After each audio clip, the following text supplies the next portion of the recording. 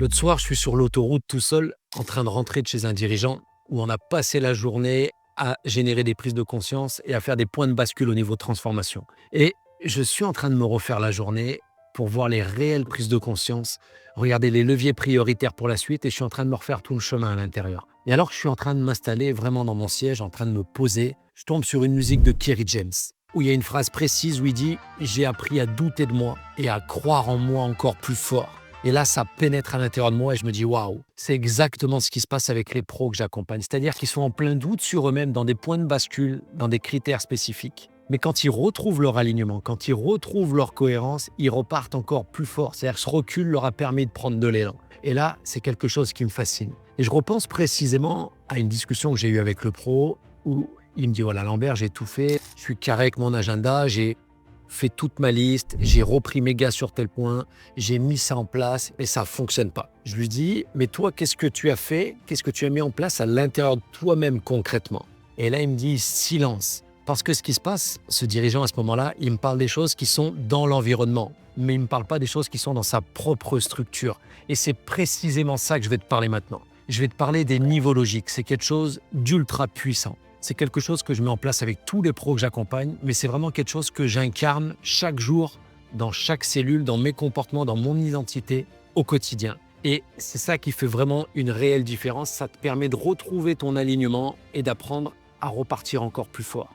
Dans les niveaux logiques, ce qui est super important de comprendre, c'est qu'on ne peut jamais régler un problème au même niveau qu'il a été engendré. C'est-à-dire qu'il faut toujours monter à un degré et un étage supérieur pour pouvoir régler le problème à l'étage inférieur. Tu vois, par exemple, sur cette dynamique combat, on a l'environnement. Si on veut régler un problème dans l'environnement, il faut agir sur les comportements. Si ça ne suffit pas au niveau des comportements, on monte dans les étages supérieurs jusqu'à arriver à la racine du problème.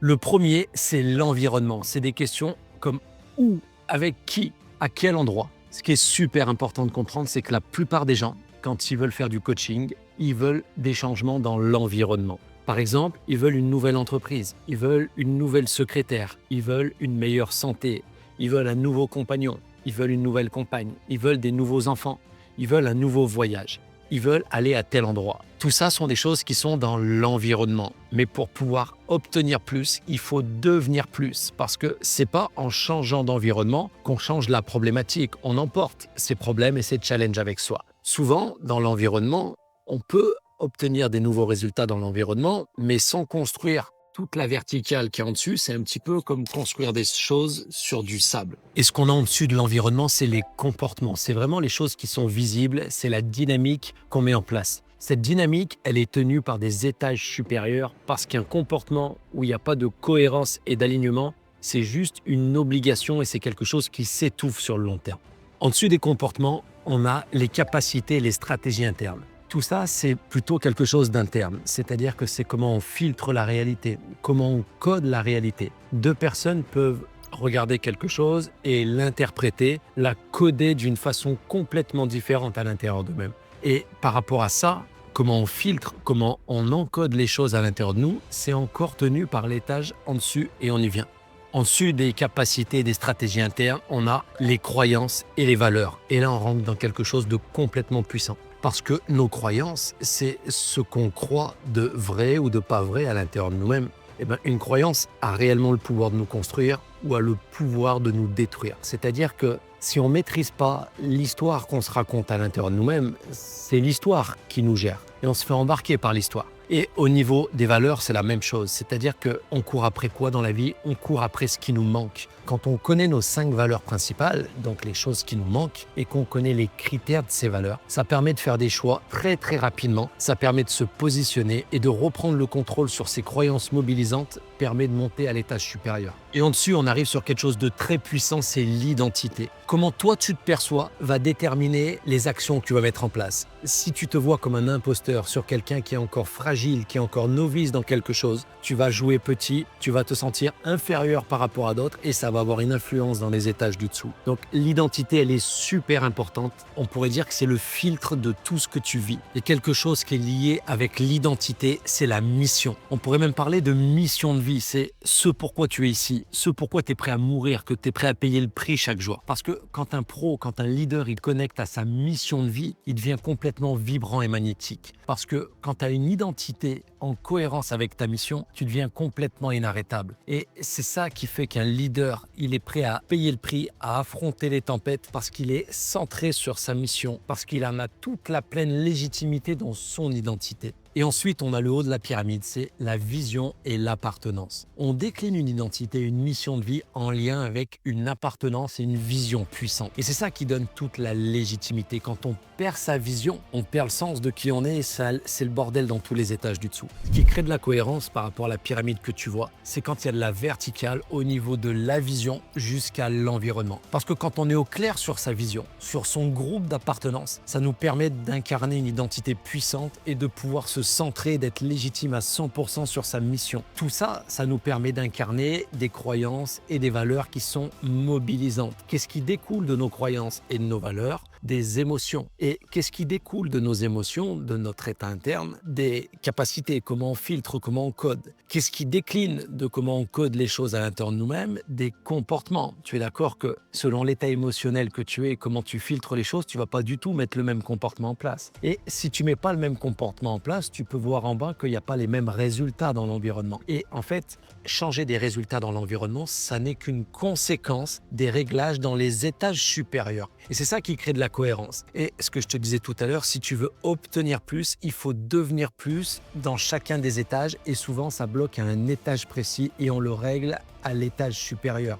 Et c'est très très puissant. C'est quelque chose que j'incarne au quotidien, c'est quelque chose que j'utilise et j'amène les pros en autonomie avec ça pour qu'ils puissent l'utiliser pour eux-mêmes et pour leurs équipes parce que les niveaux logiques, c'est très très puissant. J'aimerais que tu prennes vraiment un instant pour regarder toi, ton challenge actuel, celui que tu as en tête maintenant. À quel étage il se situe et aujourd'hui, les actions que tu as mis en place, à quel niveau tu as joué pour pouvoir le régler. Et de regarder s'il y a un décalage par rapport à ça. Parce que tu l'imagines qu'on ne règle pas un problème de croyance ou un problème dans l'identité avec une nouvelle to-do list ou en changeant de lieu ou en changeant un comportement. Et c'est super important de prendre conscience de ça parce que ça te permet de reprendre ton pouvoir personnel. Ça te permet de ne plus être victime de ce qui se passe et ça te permet de pouvoir commencer à générer le changement. Et tu vois, concrètement, pour te parler vraiment de façon terrain, dès lors que tu t'écartes de ton alignement, que tu sors de ce triangle-là, une fois que tu as défini toutes les choses, parce que ça prend un peu de temps de le remplir et de définir les choses, c'est pas instinctif. Dès lors que tu sors de cet alignement, tu laisses un morceau de toi-même sur le chemin. C'est quoi la conséquence de ça? C'est que ton énergie, elle baisse. C'est que tu fais baisser l'estime de soi. C'est que tu baisses la confiance en toi. Dès lors que tu ne respectes pas ton système de valeurs, que tu rentres dans le système d'un autre, c'est-à-dire que tu fais des compromis avec toi-même. Mais à trop compromettre sur le temps, ça te désaligne et ça te fragilise. C'est la même chose pour ta vision. Si tu ne prends pas le temps de la définir ou si tu alimentes trop longtemps la vision de quelqu'un d'autre, il va y avoir de la perte de sens. Tu vois, c'est la même chose au niveau de tes émotions. Si tu ne prends pas conscience des alertes émotionnelles, de ce qui se passe à l'intérieur de toi et que tu compenses par d'autres choses, il y en a qui vont compenser par des cigarettes, par de l'alcool, par plein de choses, ils n'écoutent pas ce qui se passe à l'intérieur d'eux. La conséquence de ça, c'est que ça va toquer encore plus fort et un jour, ça s'arrête de toquer, ça se traduit par des challenges de santé et par des soucis en lien avec ça. Tu vois, parce que dès que tu sors de ton axe, dès que tu sors de ton cadre, de ta pyramide, tu perds ton désalignement et tu laisses un morceau de toi-même sur le chemin. Dès lors que tu reviens dans le cadre, que tu restes dans ta verticale et que tu alimentes toutes ces choses qui sont importantes pour toi, tu deviens